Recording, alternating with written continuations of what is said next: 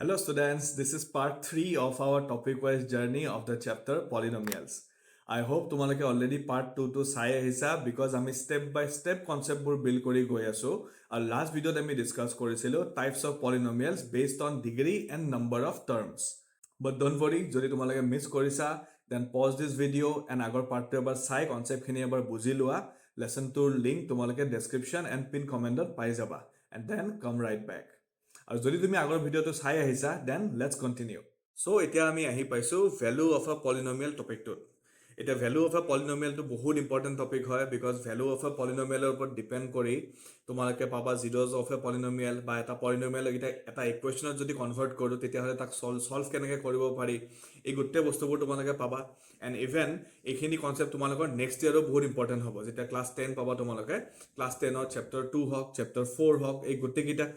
চেপ্টাৰতে এই কনচেপ্টখিনি দৰকাৰী হ'ব চ' আই হোপ তোমালোকে এইখিনি বস্তু ভালদৰে পঢ়িবা এণ্ড ৰেগুলাৰ প্ৰেক্টিছ কৰিবা কাৰণ ইয়াৰ ওপৰত ডিপেন্ড কৰি বিভিন্ন ধৰণৰ কুৱেশ্যনছ আছে মানে ইনফাইনাইট নাম্বাৰ অফ কুৱেশ্যনছ আছে আৰু সেই মেক্সিমাম কুৱেশ্যন কি হয় কনচেপ্ট বেছড হয় আৰু সদায় গুৰুত্ব দিবা তোমালোকে যাতে তোমালোকৰ কনচেপ্টটো ক্লিয়াৰ হয় ইয়াতে বোলে তোমালোকে দিনত 100টা কুৱেশ্যন সলভ কৰিছা কিন্তু তোমালোকে বোলে বুজি পোৱা নাই কেনেকৈ সলভ কৰি আছা জাষ্ট কিছুমান পাৰ্টিকুলাৰ পেটাৰ্ণ ফলো কৰি আছা তেনেকৈ হ'লে কিন্তু কি হ'ব যদি কুৱেশ্যনটো অলপমানো চেঞ্জ কৰি দিয়ে তোমালোকে কিন্তু সলভ কৰিব নোৱাৰা হৈ যাবা সো এইকাৰণে সদায় মই গুৰুত্ব দিওঁ যাতে তোমালোকে বেছ কনচেপ্টটো বুজি পোৱা কনচেপ্টটো এবাৰ বুজি পালে তোমালোকে 100টা নহয় 1000টা কুৱেশ্যন সলভ কৰিব পাৰিবা ঠিক আছে সো এতিয়া আহা আমি চাওঁ যে ভ্যালু অফ আ পলিনোমিয়াল কি বস্তু so if px equal to ax square plus bx plus c is a polynomial then its value at x equal to k can be found by replacing all the x with k and it is written as p of k is equal to ak square plus bk plus c and I'm sure তোমালোকে একো বুজি পোৱা নাই এতিয়া তো এতিয়া চোৱা px মানে it's a polynomial of x variable x আছে ন সো এইকাৰণে আমি p of x লিখিছো মানে polynomial of x লিখিছো যদি এটা variable y থাকিলে তেতিয়াহলে আমি p of y লিখিলো হয় তাত বেলেগ একো নাই এটো কিছু মানে f of x লিখিবা তোমালোকে যেতিয়া ক্লাস 11 পাবা তেতিয়া এটো তোমালোকে px ৰ জাগাত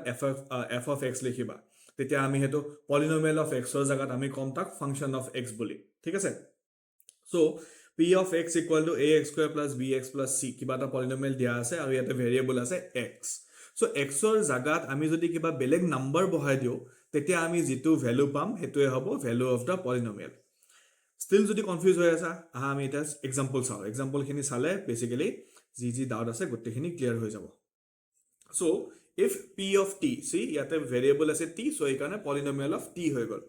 if p of t is equal to 2 plus t plus 2t square minus t cube then find p of 0 p of 1 আৰু p of 2 সো আমাৰ ইয়াতে পলিনোমিয়ালটো ভ্যালু ওলাব দিছে তিনটা বেলেগ বেলেগ নাম্বাৰৰ লগত বা তিনটা বেলেগ বেলেগ পইণ্টত সো সিম্পল সো ইয়াতে p of 0 p of 0 মানে কি হ'ব ইয়াতে সোয়া লেফট হ্যান্ড সাইডত যেহেতু তোমালোকৰ t টো ৰিপ্লেস হৈ 0 আহিছে সো ৰাইট হ্যান্ড সাইডত যিমান কিটা t আছে হেগিটা ৰিপ্লেস হৈ কি হ'ব 0 হৈ যাব সিম্পল কনসেপ্ট একদম সো এটো হ'ব 2 plus 0 plus 2 into 0 square minus 0 cube so ultimately 0 লগত একো কাম কৰিলে আপোনাৰ সবটো 0 হ'ব সো এটোৰ ভ্যালু পাম আমি কিমান 2 So p of t মানে যদি এটো এক্সপ্ৰেশন হয় বা এটো পলিনোমিয়াল হয় তেতিয়া হলে p of 0 হ'ব 2 আৰু হেতুৱে হ'ব value of the polynomial at x equal to 0 Similarly আমি আৰু এটা एग्जांपल চাও হেতু হল p of 1 তামনে কি হ'ব এবাৰ t জাগাত অকল 1 আহি যাব so 2 plus 1 plus 2 into 1 square minus 1 cube so এটো যদি আমি সিম্পলিফাই কৰো কি পাম 2 plus 1 plus 2 minus 1 so plus 1 minus 1 cancel গুছি যাব and then 2 plus 2 থাকি যাব 4 simple একদম আৰু আছে কি p of 2 ৰ ভ্যালু ওলাব দিছে so 2 plus t জাগাত আহি যাব 2 2 into t square মানে 2 square আৰু ইফালে t cube মানে 2 cube so এটো হৈ যাব 2 plus 2 plus 2 to the 4 4 to the হৈ যাব 8 minus 2 cube মানে again 8 আৰু এটা আমি যদি ক্যান্সেল কৰো কি পাম 2 plus 2 4 পাম সো এটো পলিনোমিয়াল বাৰু 1 আৰু 2 ভ্যালু আমাৰ সেম আহি আছে বাট দেন আমি এনেকে ভ্যালুজ খিনি ওলাব পাৰো এনেকে আমি ভ্যালু অফ আ পলিনোমিয়াল ওলাব পাৰো ক্লিয়াৰ হৈছে তোমালোকৰ আৰু এটা एग्जांपल চাও find the value of the polynomial 5x minus 4x square plus 3 at x equal to minus 1 and at x equal to 2 so again ইয়াতেতো আমাক কোৱা নাই ন এইটো p of x বা কিবা বুলি পেলাই সো আমি নিজে এজিউম কৰি লম সে let p of x because it is variable x আছে no so polynomial of x is equal to 5x minus 4x square plus 3 আমি এটো লৈ ললো polynomial of x বুলি এটা আমি ইয়াতে x or different pointত value check কৰিব লাগে therefore p of minus 1 so x or value প্ৰথমতে minus 1 put কৰিব কৈছিলে so চাও 5 into minus 1 minus 4 into minus 1 square plus 3 so এটো পাম আমি minus 1 minus 1 যদি স্কয়ার কৰো তেতিয়া তো plus 1 হৈ যাব so এটো হৈ থাকিব minus 4 plus 3 so this is minus 9 plus 3 which is minus 6 easy again আমি কিয় চেক কৰিব লাগিব p of 2 চেক কৰিব লাগিব so therefore p of 2 equal to 5 into 2 minus 4 into 2 square plus 3 5 2 is 10 minus 2 square মানে 4 4 4 is 16 plus 3 10 plus 3 মানে হল 13 minus 16 so answer পাই যাম আমি কিমান minus 3 easy concept একদম যেটো polynomial দিয়া থাকিব সেই polynomial তুতে আমি কি চেক কৰিব লাগে ভ্যালু চেক কৰিব লাগে যদি হে আমি x ৰ ভ্যালুটো ৰিপ্লেস কৰি বেলেগ নম্বৰ লও easy আছিল এতিয়া এটোৰ লগত এসোসিয়েট এটা ইম্পৰ্টেন্ট কনসেপ্ট হৈছে কি zero of a polynomial নামটোতে আছে 0 পাব লাগিব আমি আনসারত ঠিক আছে এটা সোয়া ইয়াতে মই বেলেগ নাম্বাৰস বহাইছিল ন যেটো polynomial of t আছিল আমাৰ ইয়াতে p of 0 বহাইছো 1 বহাইছো 2 বহাইছো আৰু আনসাৰ কি পাইছো আনসাৰ পাইছো 2 4 আৰু এগেইন 4 পাইছো সেকেন্ড এক্সাম্পল তো কি আছিল আমি ভ্যালু কি পাইছো -6 পাইছো বা -3 পাইছো যদি এটা polynomialত x ৰ ভ্যালুটো ৰিপ্লেস কৰি কিবা এটা নাম্বাৰ বহালে আনসাৰটো বলে 0 আহি গল তেতিয়া হলে যেটো নাম্বাৰ বহাইছো হে নাম্বাৰটোকে আমি কম কি 0 of a polynomial or solution of the polynomial এটা আমি চাও 0 of a polynomial টপিকটো ভালদৰে এটো চোৱা zeros of a polynomial if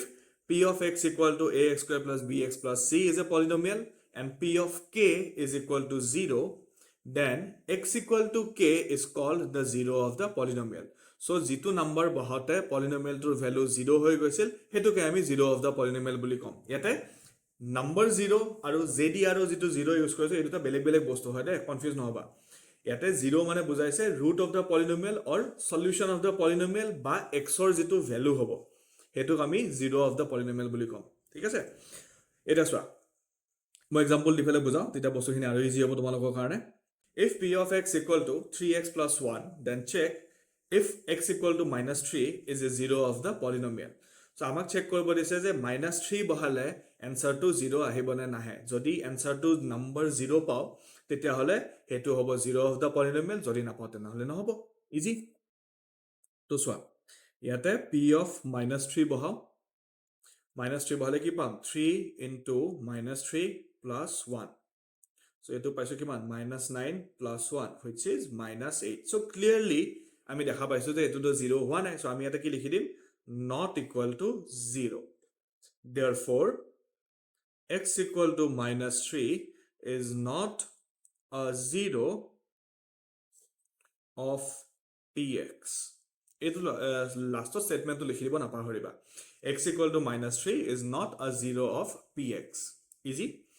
next এটা এক্সাম্পল লিখিছো মই ইয়াতে এটো হল again তোমালোকৰ NCERT ৰ এক্সাম্পল এবোৰ সব so question to হল কি px equal to x plus 1 into x minus 2 then check if x equal to -1 and x equal to -2 are the zeros of the polynomial or not তো আমি বহাই চাও so therefore p of -1 বহাই দিও ইয়াতে so এটো কিমান হ'ব -1 plus 1 and then -1 minus 2 so -1 plus 1 কিমান পাম 0 পাই যাম multiplied by -3 পাম which is equal to 0 তো ইয়াতে চোৱা x ৰ জাগাত যদি মই -1 বহাই দিছো आंसर আহি গৈছে 0 তাৰ মানে আমি ক'ব পাৰিম যে -1 is a solution of this polynomial বা -1 is a root of this polynomial or -1 is a zero of the polynomial so solution root 0 same বস্তু হয় therefore x equal to -1 is a zero of px easy আকৌ এটো বহাই চাও p of 2 বহাই চাও এবাৰ so এটো কিমান হ'ব 2 plus 1 and then 2 minus 2 2 plus 1 মানে 3 and 2 minus 2 মানে 0. So which is again 0 পাইছো, right? So এটা আমি কি ক'ব পাৰিম যে 2 to এই যেটো polynomial আছিল সেই polynomialৰ এটা 0 হ'ব বা root হ'ব. So therefore x equal to 2 is a 0 of px. Easy, ekdom easy concept, right? যে যদি ভ্যালু ওলাব লাগে তেতিয়া হলে ভ্যালু ওলাম, যদি 0 হয় না নহয় চেক কৰিব লাগে তেতিয়া আমি বেসিক্যালি ভ্যালুৱে ওলাম, আৰু ভ্যালুটো যদি 0 হৈ যায় আমি তেনে হলে x ইকুয়াল টু সেই নাম্বাৰটোক 0 বুলি কম, যদি নহয় তো নহয়। আৰু দুটা আমাৰ এক্সাম্পল দিছো মই, এইখিনি বস্তু যাতে ভালদৰে ক্লিয়াৰ হওক তোমালোকৰ, একো যাতে ডাউট নাথাকে। আৰু এক্সাম্পল কিটাও কি দিছো অলপ বেলেগ বেলেগ টাইপৰ এক্সাম্পল চুজ কৰিছো, আৰু এইখিনি গোটেইখিনি তোমালোকৰ NCERT এক্সাৰসাইজৰ পৰা লোৱা কোৱেশ্চন। সো আই হোপ তোমালোকৰ এক্সাৰসাইজটো ক্লিয়াৰ হৈ যাব একেলগে। সো ফাৰ্স্ট দিছে ইয়াতে কি px equal to lx plus m, then check if x equal to minus m by l is a zero of the polynomial. So আমি ইয়াতে সেম বস্তু কৰিম। সো ইয়াতে p of minus m by l কৰি দিম। So l multiplied by minus m by l plus m hall. l আৰু l cancel যাব, এটা নিউমাৰেটৰত আছে এটা ডিনোমিনেটৰত আছে, থাকি যাব কি minus m plus m, আৰু minus m plus m মানে কি 0। so answer 0 পাই গলো। therefore x equal to minus m by l is a 0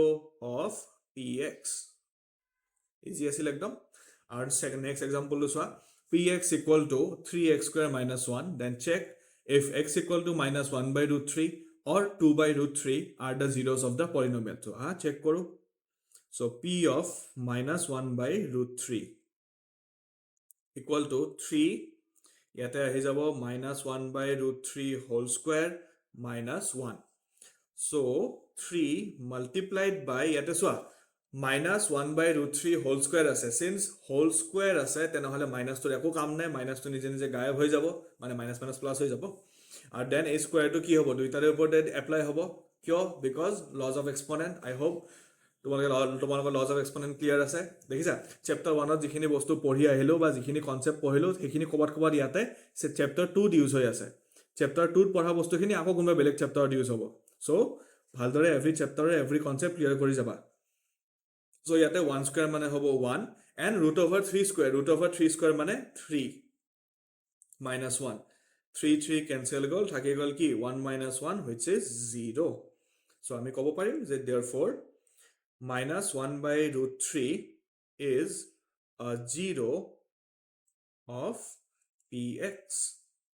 এটা তোমালোকে x equal to minus 1 by root 3 লিখিব পাৰা, যি লিখা তোমালোকৰ কথা, খালি যি লিখা ভালকে লিখি দিবা, ভালকে স্টেটমেন্টটো লিখি দিবা, so that তোমালোকৰ যোন টিচাৰে কপিটো চেক কৰিব বা যোন এক্সামিনাৰে তোমাৰ কপি চেক কৰিব তেখেতে যাতে গম পায় যে তুমি পিওৰ নলেজৰ কাৰণে এইখিনি বস্তু লিখি আছা, আৰু কোনবাৰ পৰা যাতে চাইছা লিখা নাই।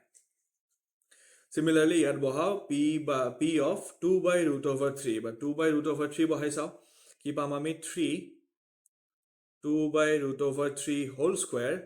minus 1। so 3 into 2 square মানে হৈ যাব 4 and root over 3 square মানে again 3। so 3 3 cancel গল, থাকি গল কি 4 minus 1 which is 3, and 3 is not equal to 0। therefore x equal to 2 by root 3 is not a 0 of px। এইখিনি তোমালোকে বুজি পাইছা আমি কেনেকে zeros ওলাব লাগে বা zeros হয় না নহয় কেনেকে চেক কৰিব লাগে আৰু কেনেকে a value of a polynomial ওলাব লাগে। ইজি কনসেপ্ট আছিল, ৰাইট? এতিয়া নেক্সট ভিডিওটোত আমি চাম finding the zeros of a polynomial। এটা তো ইয়াতে দিয়াই আছিল ন যে minus m by l বহাই চোৱা তুমি এবাৰ, minus 1 by root 3 বহাই চোৱা and চেক কৰা হয় না নহয়, 2 by root 3 বহাই চোৱা চেক কৰা হয় না নহয়। যদি আমাক ওলাব দিয়ে যে x ৰ জাগাত কি নাম্বাৰ বহালে কি ভ্যালুজ আহিব বা x ৰ জাগাত কি নাম্বাৰ বহালে এনসাৰটো 0 আহিব, সো হেতু পাম আমি finding the zeros of a polynomial টপিকটোত। এইখিনি তোমালোকে ভালকে এবাৰ প্ৰেক্টিস কৰা, এবাৰ ভালকে কনসেপ্টটো ক্লিয়াৰ কৰি লোৱা, আৰু কিবা যদি ডাউট থাকে মোক কমেন্ট সেকশনত জনাবলৈ নাপাহৰিবা। And I'll see you in the next one. If you are still here, then you are not just surviving math, you are learning it. Drop any emoji in the comment section যদি তুমি আজি কিবা এটা নতুন বস্তু শিকিব পাৰিলা, আৰু এই ভিডিওটো তোমাৰ ক্লাসমেটস বা ফ্ৰেণ্ডছক শেয়াৰ কৰিবলৈ নাপাহৰিবা যোনে ম্যাথমেটিক্স বেয়া পায়। And I will see you in the next one.